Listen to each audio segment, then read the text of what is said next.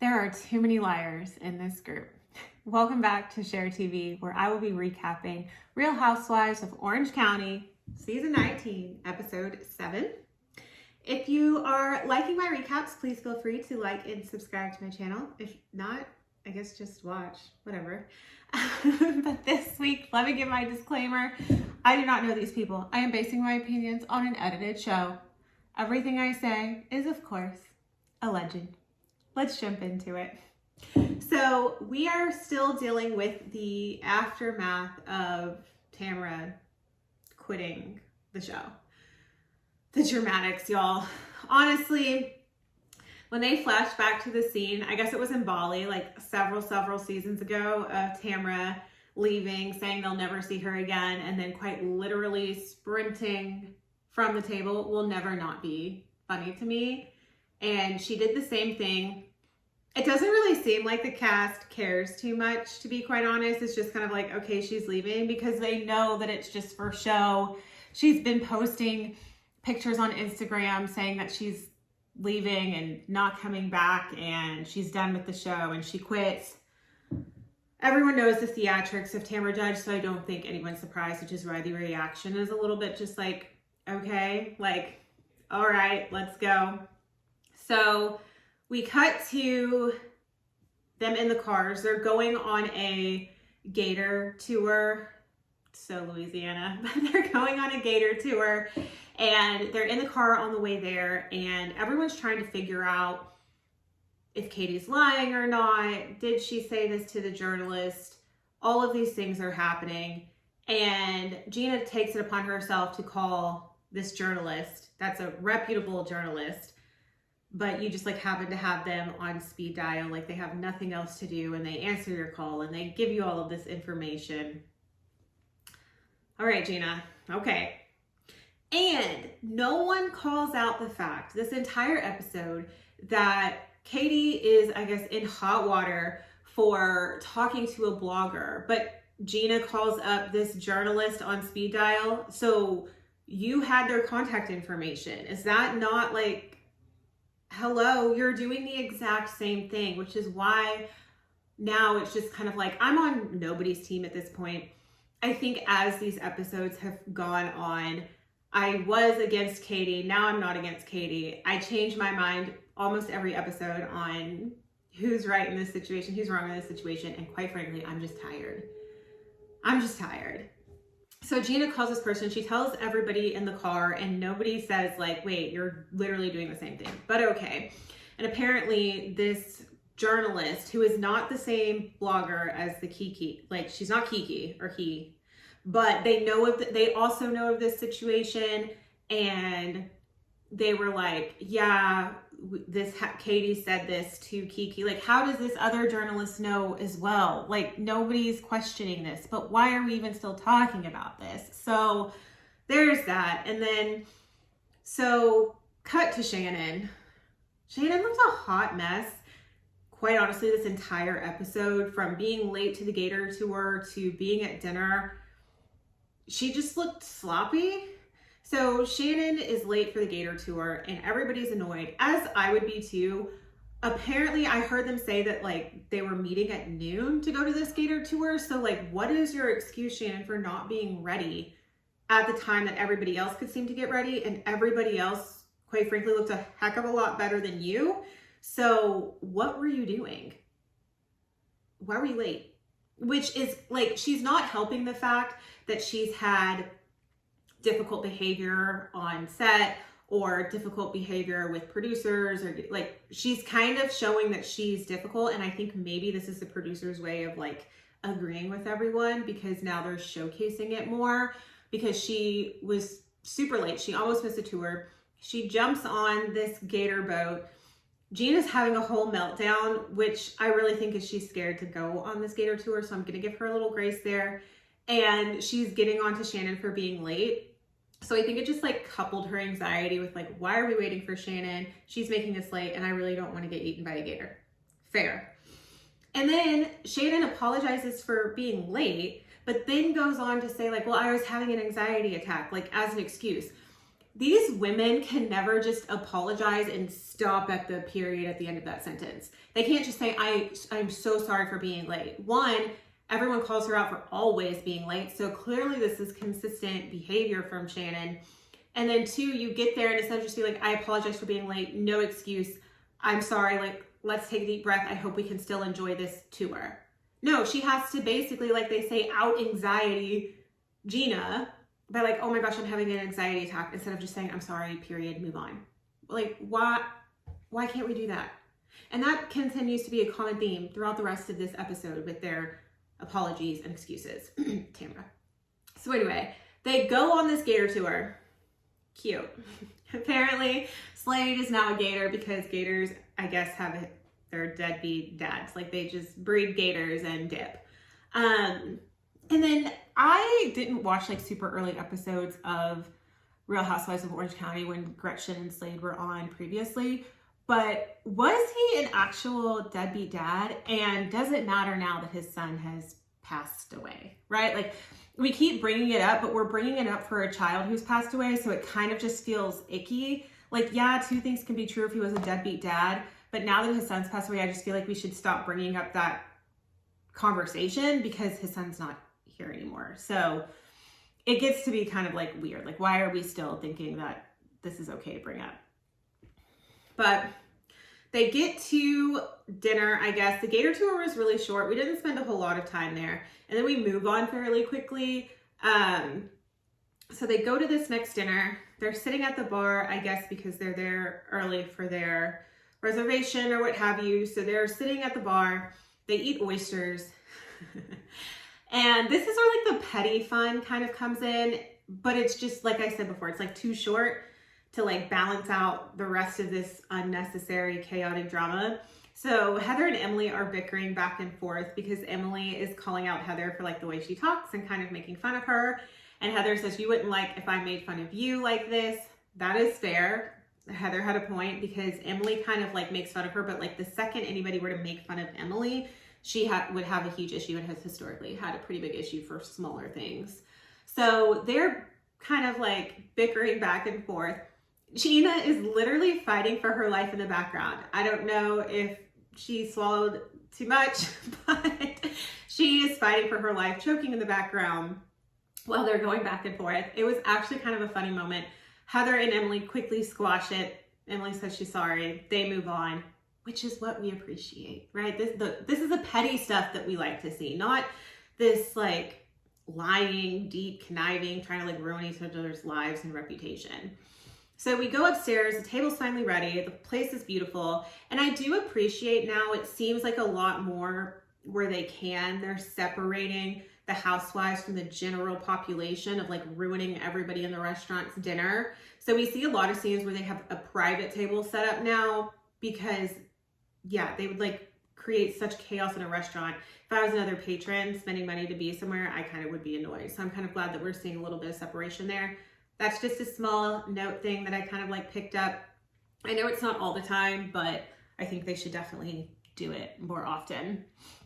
So they get to their table and right away, Gina has a mission. She's on the mission to like figure out what's happening with Katie. So she calls out Katie and says that she called this reputable journalist, doesn't say who it is, and that they told her the same information that she told Kiki, that Gretchen was given something during this Naked Wasted event that happened years and years ago.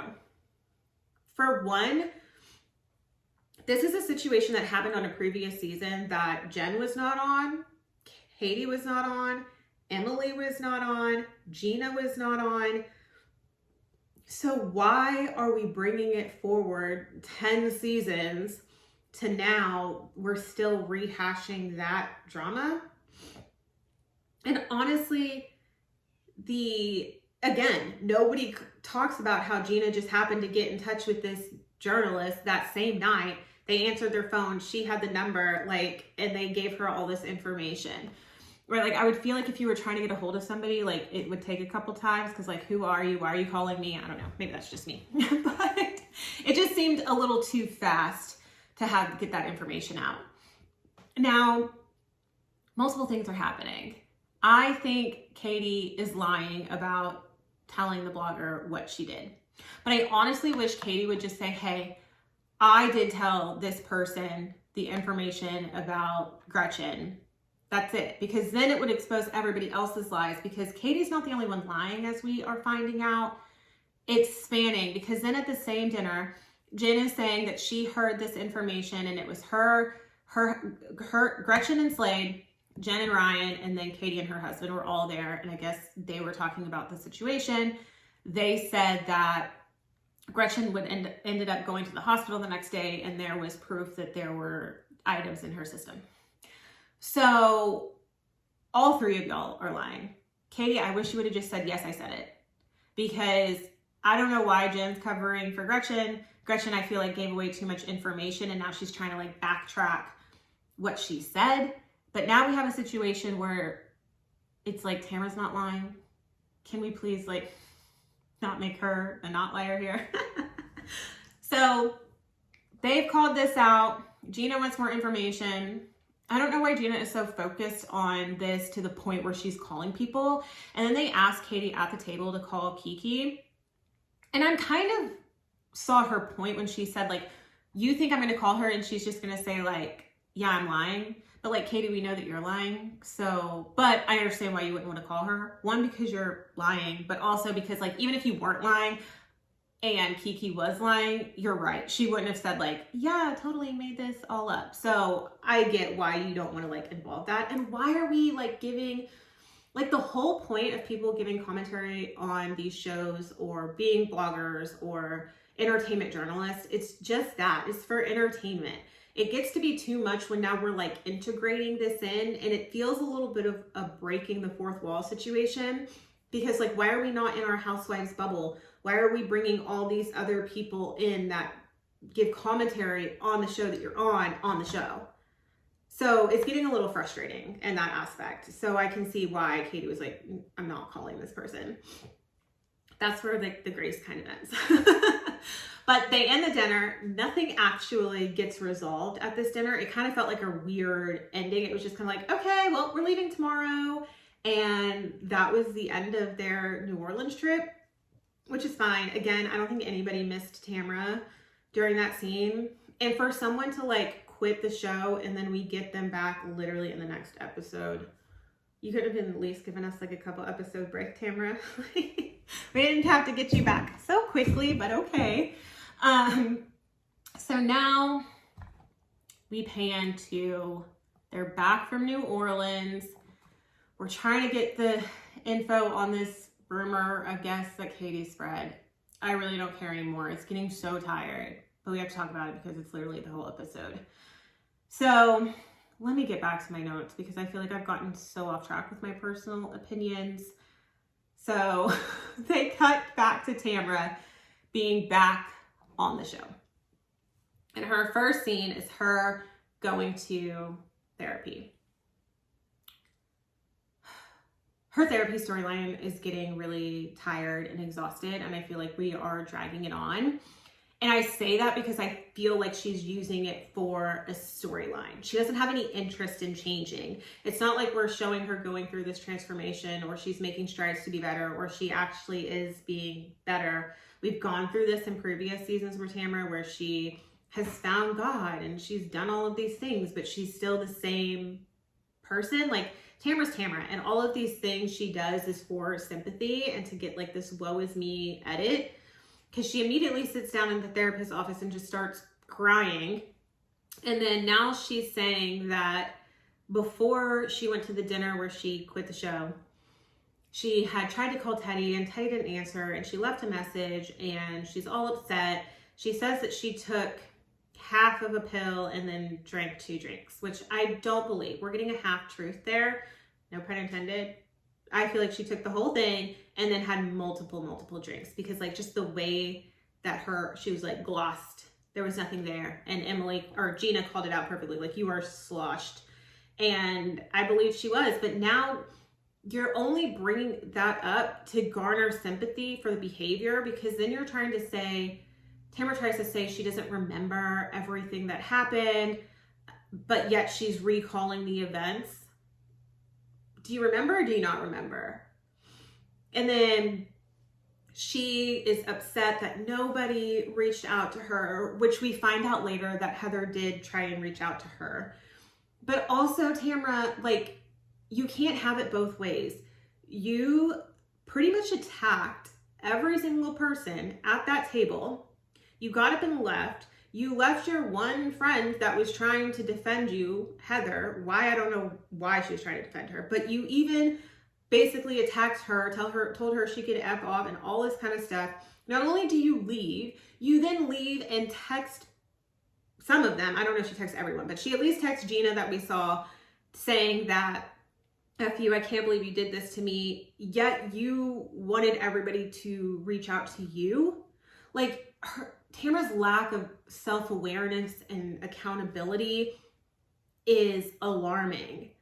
She acts like everyone needs to be on this Tamra train for her victim mentality, and that she's the only person in life that's ever had anything going on, and she's just so upset. And now I feel like she's using these instances, like with her daughter and with Teddy, and I feel like she almost is kind of like, oh good, these bad things are happening to me, so now people will feel sorry for me and I will get sympathy. And then she cries about it, and then nobody else can feel any type of way over her bad behavior. But at this point, Tamra, you're grown. You are good and grown to be acting like this and then keep saying like, I'm trying to change and I'm trying to reflect and I'm worried about my mental health and all of these things. No, you're using all of the traumatic things that have ever happened to you in your life as an excuse to be a horrible person to everybody. And then when people aren't sympathetic to you, then you want to revisit all of these things that have happened before ever in your life as to why you're mean. Like, I feel like Tamra is manipulating people with her trauma, and it's getting annoying and it's getting tired because she's done this season after season. No one can have their opinion on how Tamra made them feel, because she's just gonna say like, oh well, I was going through this, or I was doing this, or I took a pill, or Teddy this, or my daughter this, or Eddie this, and she got in a fight with Eddie. I said a couple episodes ago that like I think it's very weird that we haven't seen Eddie at all. The only time we've even heard Eddie's voice this season when she was on the phone asking him to get her another flight. And even then it was super brief. I really think, personal opinion, I think they're having issues, because we've seen Eddie historically on this show almost like annoyingly every episode. And now this season, all of a sudden he's MIA. Like, I don't think they're together in the same place. And yeah, that's my opinion. But I do think it's weird that we have not seen him this whole season. So we leave Tamra at therapy. She can stay there. Emily and Shane now are discussing her son, Luke. And I know I've said I'm not going to talk about children. The only capacity that I'm going to talk about this situation in is how it's impacting their relationship, meaning Shane and Emily. And I've never felt like Shane and Emily have had a very like good vibe as a couple. You know how you can watch couples and you can see how they interact and you're like, oh, they're like a nice couple, like they're good for each other, or they support each other. And that's never been the vibe that I've gotten from them. I feel like they forced a relationship, had kids, and now they're like, okay, we're just trying to make the best of it. Because in this moment, Emily is upset that about her son and his diagnosis and everything that he's going through, and Shane has a different perspective. However, in this moment, Shane kind of feels like he's blaming Emily for the behaviors of their son, and that was honestly kind of sad to watch. I can see both of their sides fully. I think Emily just needs a little bit more emotional support, and I think Shane is trying to be positive and treat Luke like he's a normal child, and they're just not meshing with how they're handling the situation. But it's not helping that they are kind of clashing when the common denominator should be trying to figure out what's the best solution for their child. So I do feel bad for her. And then Shane sometimes adds in a little bit of extra commentary that's not needed, like saying like she has a lot of issues or something. I was like, you're not helping yourself, Shane. But I hope they get everything worked out just for the best interest of their son. And we will move on. But also, Emily, please get rid of this 90s WWE wrestling confessional look. It is the worst. It's worse than Jana's confessional look last year, and that says a lot. So hopefully we don't have to see this for very much longer because it's not her best. So Heather and Tamra meet up for lunch to discuss what happened in New Orleans. Heather looks great, except she looks like it's the dead of winter in like Maine. I was like, and Tamra showed up in a just long sleeve shirt and jeans. I was like, does it get that cold in Orange County? I don't know. I don't know if it gets cold enough to wear like a full on coat with the fur, but we see Gretchen do it shortly after. So they show up, they have lunch. Yes, the waiter's cute, sure.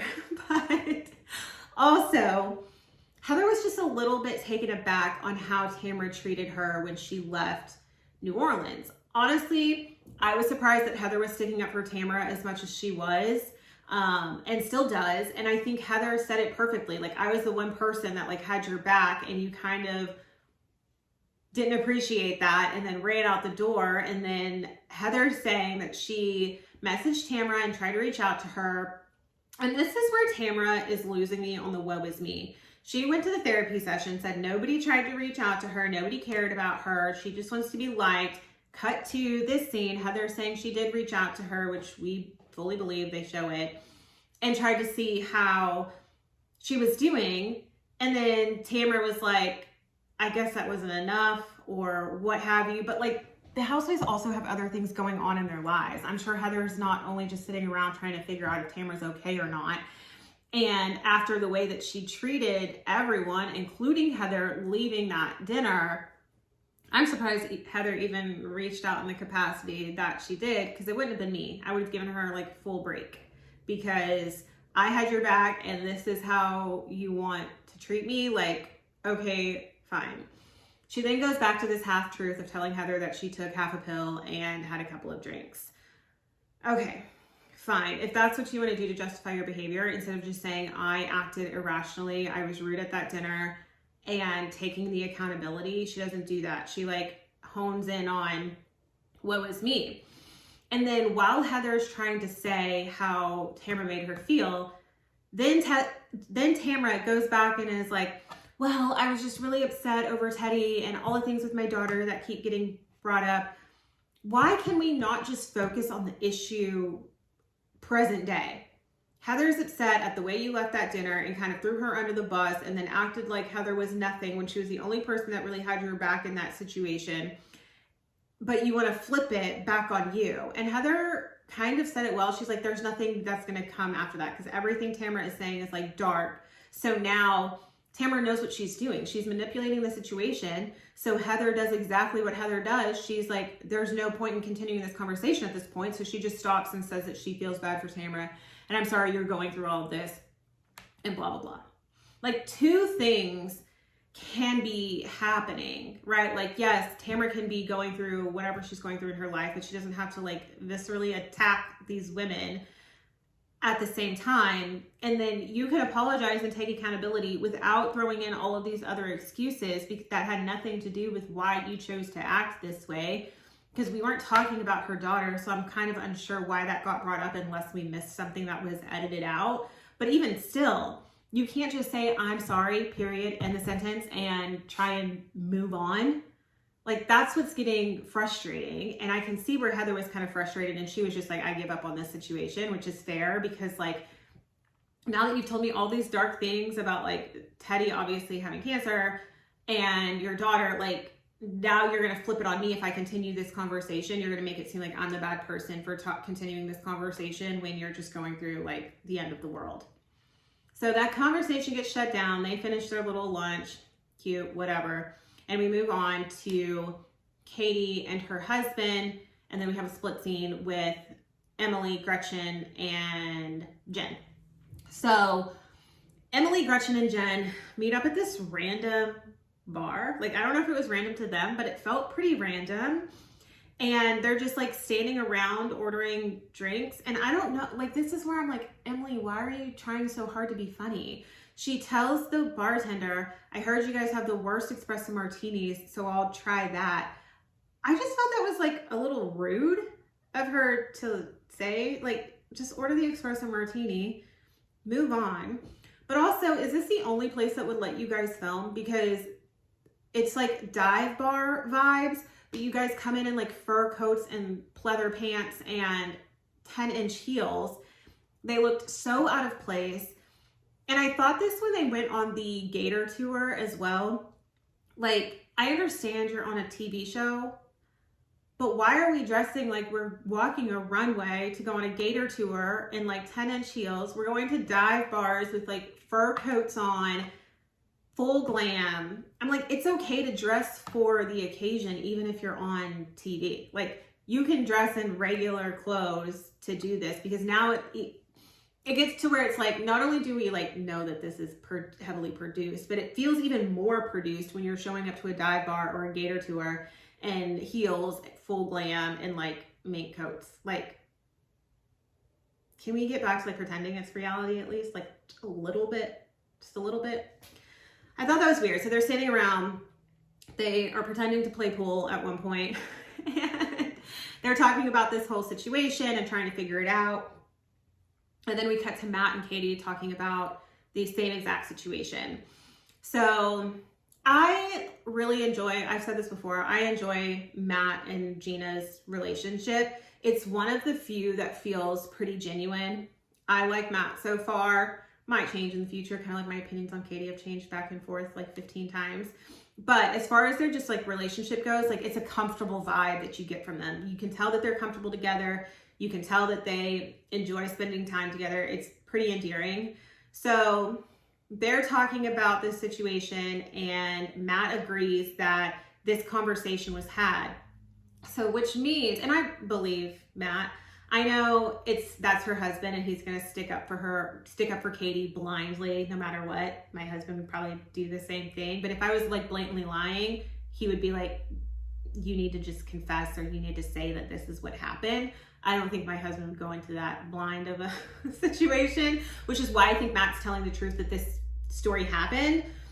But again, two things can be true. This story could happen, but Katie also went and told the blogger, which is why I'm like, Katie, just say that you said it, because then you'll bring out the real liars of who's perpetuating this situation and what their motive for continuing this on really is. Because if Jen was at that table, clearly Jen and Ryan knew that Gretchen said it.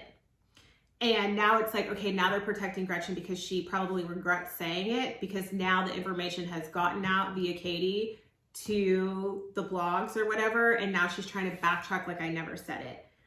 But Gretchen, you also lied within the same episode too. You said that you went to the hospital the next day, and then you said that you didn't go to the hospital the next day. So which is it? Did you go to the hospital? Did you not go to the hospital? Did you tell this group of people? Did you not tell this group of people? But also, like, why are we bringing this up probably 10, 15 years later on a new season? And then I'm like, okay, if the dinner was with Jen and Ryan, Gretchen Slade, Katie, and Matt, was it because they knew Gretchen was coming back on the show and they were discussing all of these things? And now Gretchen's like immediately regret because it got out now? Because it just seems like a weird random group to go to dinner as couples. Like, I don't know if they knew each other before or what, but it kind of seemed a little more calculated than that. They were probably discussing how things were going to go on the show, which is also why, and this is my opinion, this is also why Jen is not saying anything or pretending that she knew less than she did. Because the previous episode, Jen knew nothing about it, and now she knows because she admitted that she sat down at dinner and they had this conversation. So Jen, which is it? Did you know about it or did you not know about it? Gretchen, what is it? Did you go to the hospital or did you not go to the hospital? Katie, what is it? Did you tell the blogger? Did you not tell the blogger? Like, Katie told the blogger. I think we can at this point all agree on that. But why she's holding on to this lie, I don't really know. And then Matt had a good point. This issue really should be between Tamra and Gretchen, not all of these other people who weren't even on the show when this happened. Like, maybe we can get Heather involved, maybe. But why are we talking about something that happened 10, 15 years ago and we are in 2025 and this is the storyline? And why is our storyline this whole season solely focused on bloggers and reputable journalists? If you're that reputable of a journalist, are you really covering hot topics? I don't know. But it's just we're exhausted. I don't know about y'all, but I'm exhausted. And I think that this is the pettiest storyline that they're making so dark for what? Like, and the thing is, we're getting glimpses of other storylines on the show. Like, why aren't we focusing on that? I would rather focus on why Shannon's late to everything and is allegedly screaming at people and throwing fits. Like, can we talk about that? Can we see the video of that? Like, that'd be way more entertaining because it happened recently and is happening on this current season. Keep going back all this time. Either people who are watching the show now didn't watch the show then, which I am one of them, or it's just like a tired storyline that already got hashed out then and now we're rehashing it with new people that weren't there. Either way, I'm tired. I'm tired of the gang up on Katie because now we know that there's multiple people lying, so I have to also apologize for ganging up on Katie, but she also did lie. But she's not the only liar. They're all liars. And in the words of Candy Burris, the lies, the lies. Because it's getting to be confusing too much. And now we get the preview to next week and they're taking a lie detector test. Like, are we like on Maury right now? Like, this doesn't matter enough to take a lie detector test, to me anyway. And I don't think it adds any value to the show to take a lie detector test, because then are we going to take lie detector tests anytime we see a housewife lying? And then we also get Kiki, the blogger, who shows up on next episode. Like, why are we merging these two worlds? Why? So we'll see what happens next week. We'll see the lie detector test. I don't know if we'll get the results or if it'll be like another to be continued episode, which will probably happen as soon as Kiki walks in. They'll say it's like to be continued, but we'll see what we get next week. I'm tired of this storyline. Guys, let me know your thoughts on this episode. Also, like and subscribe so that way you don't miss a video, and I will see you guys exhaustedly next Friday.